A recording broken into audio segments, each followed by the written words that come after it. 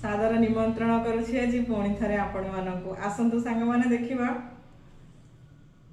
आज भात भात सहित डाली अच्छी मेथी शाग भजा अच्छी एबे भी शीत अच्छी मेथी शाग प्रचुर परिमाण मिलूँ प्रतिदिन खाइबारे मेथी शाग भजा निश्चित भाव में आपण मैंने आड करंतु आपण स्वास्थ्य मेथी जी उपकारी तेणु मेथी शाग से उपकारी।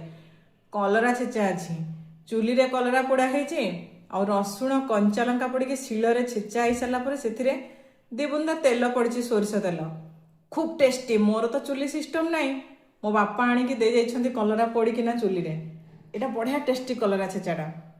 काकुड़ी गाजर और टमाटो सालाड अच्छी धनिया पत्र और पुदीना पत्र निश्चित भाव में आड करंतु आपण मानकर सालाड रे।